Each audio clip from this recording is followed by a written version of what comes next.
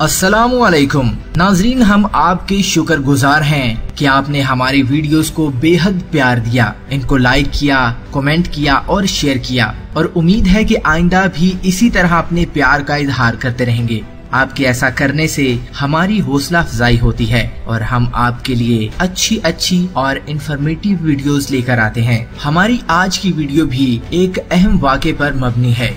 नाजरीन, तारीख पर नजर दौड़ाएं तो इंडिया और चीन जैसे बड़े मुमालिक का इस जुग्राफियाई तौर पर दुश्वार गुजार हित्ते में मद्दे मुकाबिल आना अनोखी बात नहीं।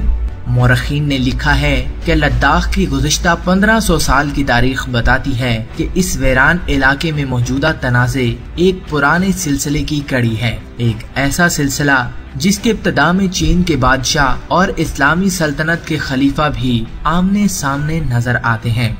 अक्साई चीन बिला शको शुबा दुनिया के सुनसान तरीन इलाकों में से एक है।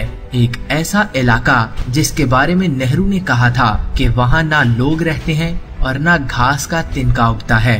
फिर भी मुसल्ला झड़पें हुई हैं और यकीन से नहीं कहा जा सकता कि ये तनाज़े मुज़ाकरात के जरिए हल हो सकता है। ये लाइन सन 1962 की इंडिया और चीन की जंग के एक साल बाद शाया होने वाली एक किताब हिमालयाई मैदान जंग लद्दाख में इंडिया चीन दुश्मनी से ली गई है। किताब के मुसन्निफीन Margaret W Fisher, Leo E Rose, Robert A ने इंडिया और चीन के दरमियान इस तनाज़े की वजूहात बताते हुए लिखा था कि बुनियादी तौर पर ये मामला इंडिया और चीन की कौमी सलामती और वसीतर इक्तिसादी और रियासती मुफादात का है। उन्होंने इन ममालिक की पड़ोसी रियासतों के मुफादात और इलाके की मादनी दौलत का भी जिक्र किया है। गिलगित बल्तिस्तान और लद्दाख 7वीं और 8वीं सदियों में चीन, तिब्बत और खलीफा हारून रशीद की क़यादत में अरब सल्तनत के दरमियान सियासी कशमकश का मरकज भी रहे हैं। लद्दाख जोग्राफियाई तौर पर हमेशा एक अलग खिता रहा है, लेकिन कई बार इसके हुक्मरान अपने पड़ोसियों के ताबे रहे हैं। कुछ ऐसी ही सूरत हाल 8वीं सदी में भी थी, जब इसकी हैसियत अपने मशरकी हमसाए तिब्बत के सूबे की थी, लेकिन इसका हुक्मरान दुनियावी मामलात में खुद मुख्तार था। मजहबी मामलात में वो लहासा के दलाई लामा के ताबे था। ये वो जमाना था जब तिब्बत खुद अपने मशरकी हमसाए चीन के जेरे तसल्लुत था। इस सूरत हाल में तिब्बत एक तरफ चीन के तसल्लुत से आजादी के लिए कोशिश कर रहा था तो दूसरी तरफ अरबों से लड़ रहा था, जो खलीफा हारून रशीद की क़यादत में वसती एशिया की तरफ पेशकदमी कर रहे थे। इस तवील और गैर फैसला कुन जिद्दोजहद का खात्मा इस वक्त हुआ जब सन 1998 में बगदाद के खलीफा ने चीन के बादशाह के साथ सुलह कर ली। 7वीं सदी में वसती एशिया में बालादस्ती की कशमकश में इस्लामी अरब सल्तनत की सूरत में एक नई ताकत का इजाफा हुआ। उस वक्त तिब्बत और चीन के दरमियान तुर्किस्तान तक रसाई के लिए झगड़ा था और इसका मरकज था लद्दाख और बल्तिस्तान। मोरख बताते हैं कि कश्मीर इस मसले का बराह रास्त फरीक बन चुका था। अरबों के दबाव की वजह से चीन और कश्मीर के दरमियान एक तरह का इत्तेहाद कायम हो चुका था। सन 747 में एक बड़ी फौज, जिसे शायद कश्मीर की भी हिमायत हासिल थी, बल्तिस्तान में अपना जोर कायम करने में कामयाब हो गई। अरब पेशकदमी का मुकाबला करने के लिए गिलगित तक चीनी गैरिजन कायम की गई थी, लेकिन चीनियों की कामयाबी आर्जी थी और उन्हें सन 751 में अरबों के हाथों बड़ी शिकस्त हुई और उन्हें मगरबी तुर्किस्तान का बड़ा हिस्सा अब्बासी खलीफा के हवाले करना पड़ा। ये सूरत हाल इस वक्त बदली जब तिब्बत ने तुर्किस्तान में कामयाबी हासिल की और चीन की जगह तिब्बत अब्बासी खलीफा की इस्लाम को मशरक में फैलाने की ख्वाहिश के रास्ते में खड़ा था। बगदाद के खलीफा हारून रशीद ने तिब्बत के साथ सन 798 में मुआहिदा खत्म कर दिया और एक नुमाइंदा चीन भेजकर इकट्ठे तुर्किस्तान पर हमले की ख्वाहिश का इजहार किया, लेकिन सन 803 में बाज नतीनों के साथ दोबारा लड़ाई शुरू होने की वजह से खलीफा की तवज्जो बट गई और फिर जब सन 808 में दोबारा वसती एशिया में मुहिम का आगाज हुआ तो खलीफा हारून रशीद का इस दौरान इंतकाल हो गया और एक बार फिर वसती एशिया में अरब पेशकदमी मौखर हो गई। सन 1586 में अकबर बादशाह के दौर में जब कश्मीर मुगलिया सल्तनत का हिस्सा बना तो लद्दाख भी सियासी तब्दीली के असर से नहीं बच सका। वो लिखते हैं कि अकबर के कश्मीर के दूसरे दौरे के दौरान उन्होंने लद्दाख के इस वक्त के हुक्मरान अजो राय को हटाकर अपने नामजद करदा अली राय को वहां तैनात कर दिया। इसके बाद 17वीं सदी में अपने मंगोल हमसायों के हमले से निपटने के लिए लद्दाख के हुक्मरानों ने मुगल शहंशाह शाहजहां से मदद तलब की। मंगोलों की शिकस्त के बाद लद्दाख ने ऐलान किया कि वो अब सिर्फ कश्मीर के साथ शालों की तिजारत करेगा। मुगल फौज के लद्दाख से निकलते ही मंगोल फिर वापस आ गए और मुकामी हुक्मरानों को उन्हें नजराना देने का वादा करना पड़ा। मुगल बादशाह औरंगजेब को इस वाक़े का इल्म था और वो लद्दाख के बादशाहों को सबक सिखाना चाहते थे। सन 1665 में कश्मीर के दौरे के दौरान उन्होंने लद्दाख पर हमले का इरादा भी जाहिर किया। इस दौरे में फ्रांसीसी फिजिशियन फ्रांसिस बेरिनियर भी मुगल बादशाह के काफिले में शामिल थे। उन्होंने अपने सफरनामे में लिखा कि हमले का खतरा देखते हुए लद्दाख के बादशाह ने अपना एक नुमाइंदा फौरन शहंशाह औरंगजेब के सामने पेश होने के लिए कश्मीर रवाना किया। बहुत से कीमती तोहफे भी पेश किए। लद्दाखी सफीर ने अपने बादशाह की तरफ से अपने दारुल हुकूमत में मस्जिद बनवाने का वादा किया। एक तरफ औरंगजेब की तस्वीर वाले सिक्के जारी करने का वादा किया और सालाना नजराने की भी पेशकश की। किसी को कोई शक नहीं था कि जैसे ही औरंगजेब की कश्मीर से वापसी होगी, लद्दाख का बादशाह इस मुआहिदे को भुला देगा, जैसा कि इससे पहले मुगल बादशाह शाहजहां के साथ किए गए मुआहिदे के साथ हुआ था। बामसई लिखते हैं कि मुगलिया सल्तनत के खात्मे के बाद लद्दाख को एक बार फिर पहले जैसी आजाद हैसियत हासिल हो गई। सुखदेव सिंह ने अपनी किताब में लिखा कि औरंगजेब के जमाने से लद्दाखी दिली की हुकूमत को सालाना मामूली रकम नजराने में अदा करते आ रहे थे और मुगलिया सल्तनत के बाद जब अफगान अहमद शाह अब्दाली ने सन 1752 में पंजाब और कश्मीर पर कब्जा किया तो ये सिलसिला इनके दौर में भी जारी रहा। लेकिन सुखदेव सिंह लिखते हैं कि सन 1819 में जब कश्मीर पर पंजाब के हुक्मरान महाराजा रंजीत सिंह ने कब्जा कर लिया तो लद्दाखियों की तरफ से इस नजराने का सिलसिला रुक गया। ये बात कश्मीर के नए हुक्मरानों को पसंद नहीं आई और सन 1834 में जम्मू के राजा गुलाब सिंह के जर्नैल ने लद्दाख पर हमला कर दिया। 19वीं सदी के आगाज में पंजाब और इसके ताबे जम्मू की हुकूमत की नजरें लद्दाख पर गड़ी थीं। सन 1834 से 1841 के दरमियान लाहौर की हुकूमत के लिए तिब्बत, लद्दाख और बल्तिस्तान को फतह करने का सेहरा जम्मू के राजा गुलाब सिंह के जर्नैल जोरावर सिंह के सर जाता है। सिपाल नाम ग्याल लद्दाख के आखिरी बादशाह थे जिन्हें जोरावर सिंह ने सन 1835 में शिकस्त दी थी। जोरावर की सर्द ममालिक में शानदार कामयाबियों के बारे में इनके हम असरों और जम्मू और लाहौर में इनके हुक्मरानों का कहना था कि ये किसी मौजज़े से कम नहीं। दुनिया के लिए बर्फ पोश चोटियों, खुश्क वादियों और इंतहाई गर्म दिन और इंतहाई सर्द रातों और बुद्ध मत की खानकाहों वाले इस मुल्क में जादुई कशिश थी। दरियाए सिंध भी लद्दाख से होकर गुजरता है। वो लिखते हैं कि लद्दाख किसी जमाने में एक बड़ी बादशाहत थी और मगरबी तिब्बत और बल्तिस्तान भी इसका हिस्सा थे।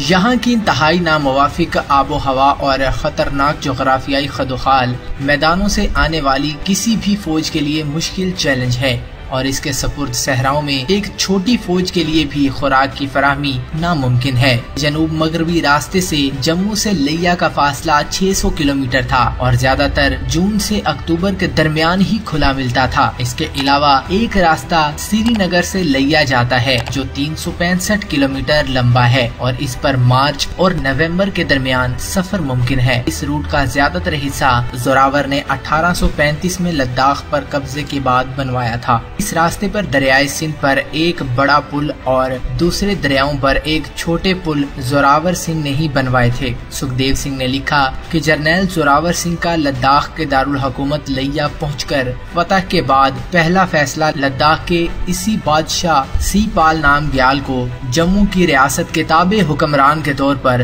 दोबारा तख्त पर बिठाने का था। इस तरह लद्दाख जम्मू के डोगरा राजू के जरिए महाराजा रंजीत सिंह रूट पर अपने जेरे असर लाने की कोशिश में दिसंबर सन 1841 में तिब्बत की फौज के खिलाफ लड़ते हुए हलाक हो गए। जोरावर सिंह के खिलाफ बगावतें सिर्फ बाहर से नहीं हुई थी, बल्कि जम्मू के डोगरा जर्नैल और फौजियों की कामयाबी से सिख फौजी हसद का शिकार हो गए और लद्दाख में बगावत शुरू करवाने में इनका भी हाथ था। ये भी मालूम होता है कि एक बगावत कश्मीर के सिख गवर्नर मियाँ सिंह की इमाम पर भी हुई। मियाँ सिंह के हसद की एक वजह ये भी थी कि लद्दाख के डोगरों के हाथ आने के बाद कश्मीर को मिलने वाली शाल की ऊन की मिकदार कम हो गई थी, जो अब लद्दाख से जम्मू और कश्तवार के रास्ते पंजाब भेजी जा रही थी। जर्नैल जोरावर सिंह की हलाकत का बदला लेने के लिए गुलाब सिंह ने लद्दाख में फौरी कार्रवाई की और इसका अंजाम एक तारीखी मुआहदे की सूरत में हुआ। सन 1842 पंजाबी महीने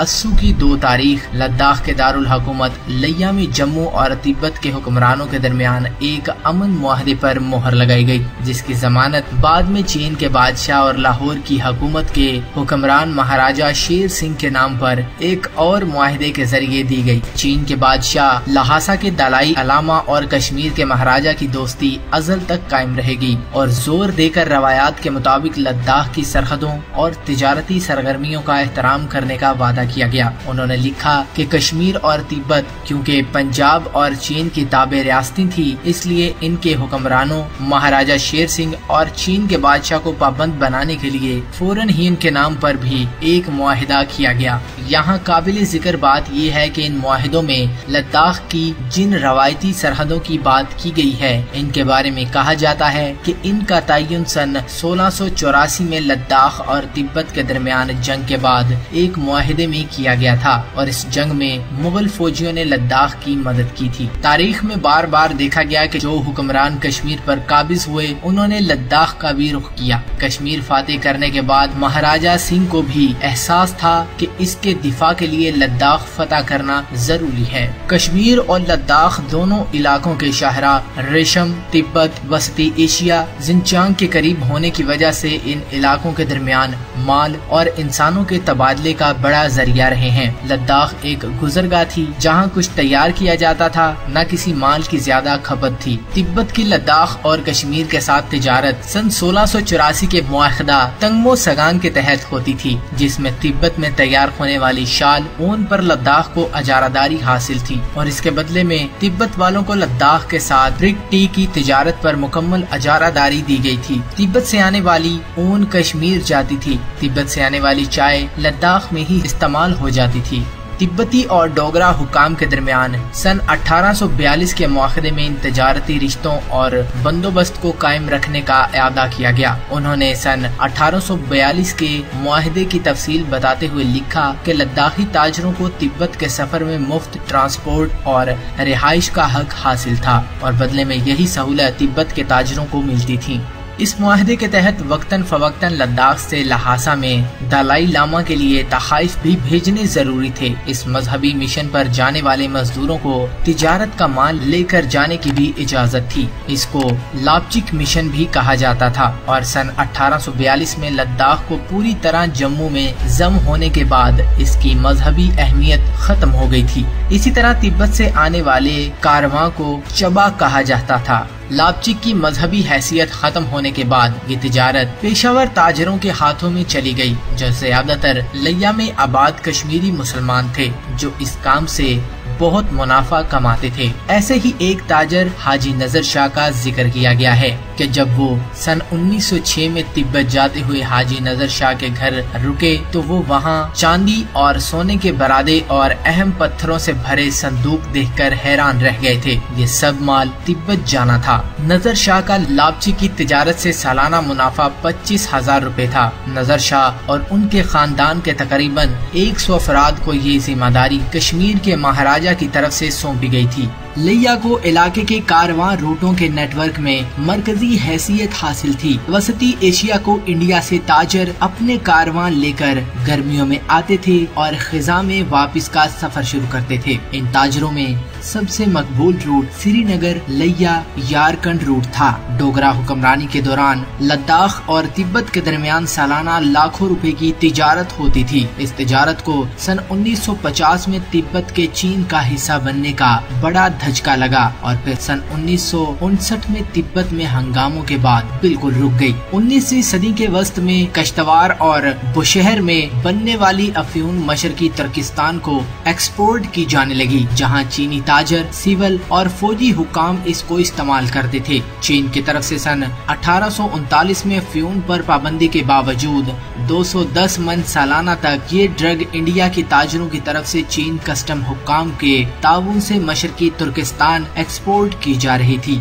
ये वो जमाना था जब हर बरस बड़ी तादाद में बिल्ती सारा सार लिया आते थे। ये बिल्ती अपने साथ खुबानी का तेल, मक्खन, अंगूर, बादाम, चाय के बर्तन और गर्म कपड़े लाते थे। वापसी पर ये लोग लद्दाख से इंडिया की काटन, सोने और चांदी के धागे, चाय, यारकंदी चमड़े की मसनूआत वगैरह अपने साथ ले जाते थे। बल्तिस्तान से हर साल 400 से 500 मन खुबानी तिब्बत पहुंचती थी और सन 1870 के बाद ये मिकदार 1500 मन हो गई थी। बहुत से बल्ती कुछ बरसों के लिए मजदूरी करने जम्मू, पंजाब, झारखंड तक भी सफर करते थे। सन 1840 की दहाई में लद्दाख में सालाना 7.5 लाख रुपए की तिजारत होती थी। उन्होंने इस खूबसूरत तारीख को याद करने और इन भरपूर राबतों को दोबारा बहाल करने के बारे में गौर करने की जरूरत है, ताकि एक बार फिर हम इस तरह के मेल मिलाप से फायदा उठा सकें। नाजरीन, हम उम्मीद करते हैं कि आपको हमारी आज की ये वीडियो पसंद आई होगी। इसी तरह की मजीद अच्छी और इन्फॉर्मेटिव वीडियो देखने के लिए हमारे YouTube चैनल को सब्सक्राइब करें और साथ लगे घंटी के बटन को भी दबा दें। अपने प्यारे दोस्त जुनैद इकबाल को दीजिए इजाजत। अल्लाह हाफिज।